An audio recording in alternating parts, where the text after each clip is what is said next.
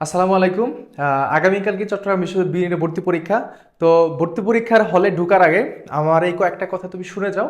পরীক্ষার হলে তোমার কি করতে হবে আর প্রশ্নগুলা উত্তর কিভাবে করবা।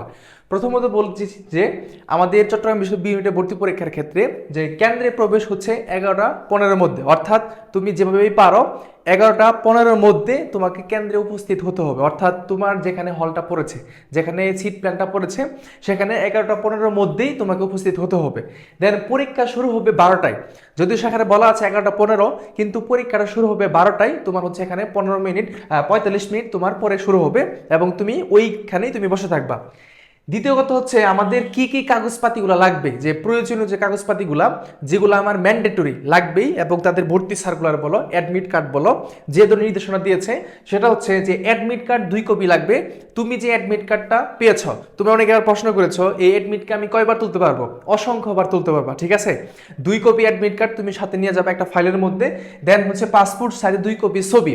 এখন কথা হচ্ছে তাদের যে বিজ্ঞপ্তিটা ছিল এবং তোমার অ্যাডমিট কার্ডের মধ্যে লেখা আছে 2 কপি ছবির কথা, এবং তার এক সংশোধিত একটা বিজ্ঞপ্তি দিয়েছিল, সেখানে এই ছবিটার কথা উল্লেখ ছিল না, কিন্তু এই ছবিটা তুমি নিয়ে যাবা, যদি লাগে বাই চান্স তাহলে তুমি দিবা, না লাগলে কোনো সমস্যা নেই, তোমার কাছেই থাকবে।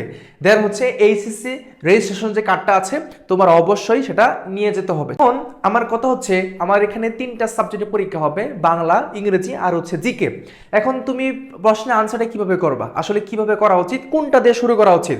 তো প্রথমে বলি যে প্রত্যেকের যেমন আলাদা পছন্দ আছে, ঠিক তোমারও ঠিক ওইটাই আছে।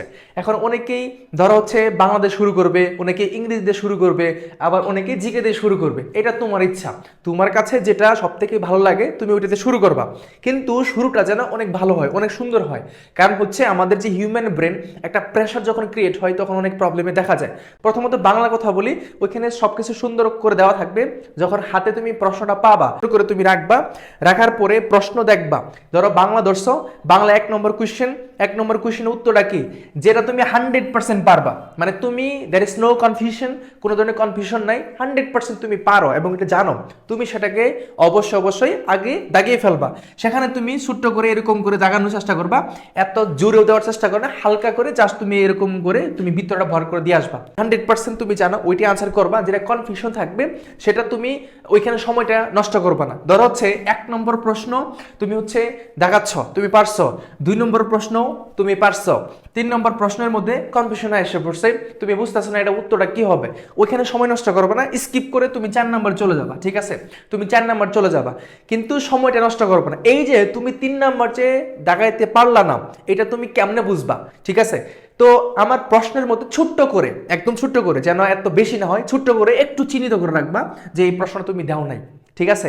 যেন পরবর্তীতে যখন তোমার পরীক্ষা সবগুলো প্রশ্নের উত্তর দেওয়া শেষ হয়ে যাবে, তখন তুমি রিচেক দিবা যে তুমি কোনটা কোনটা আনসার করতে পারো নাই, কোনটা তোমার এখনো আনসার করা বাকি আছে। তখন তুমি কেমনে বুঝবা, এই যে একটা ছোট্ট করে একটা চিহ্ন দিয়ে রাখবা, ছোট ফুটাকে দিয়ে রাখবা, যেন তুমি বুঝতে পারো এই প্রশ্নটা আমি এখন উত্তরটা করতে পারিনি, একটা চিহ্নিত করা, আর কিছু না, ঠিক আছে। এখানে টিক মার্ক দেওয়ার দরকার নেই, যেটা তুমি উত্তর করবা অথবা করবা না সেখানে টিক মার্ক করে চিহ্নিত করার দরকার নেই, ছোট্ট করে একটা দাগ দিয়ে রাখবা যে এটা আনসার তুমি করো নাই, ঠিক আছে। যেটা করবা না সেটা তুমি এখানে টিক মার্ক দিয়ে রাখবা, ছোট্ট করে যেন বুঝতে পারো।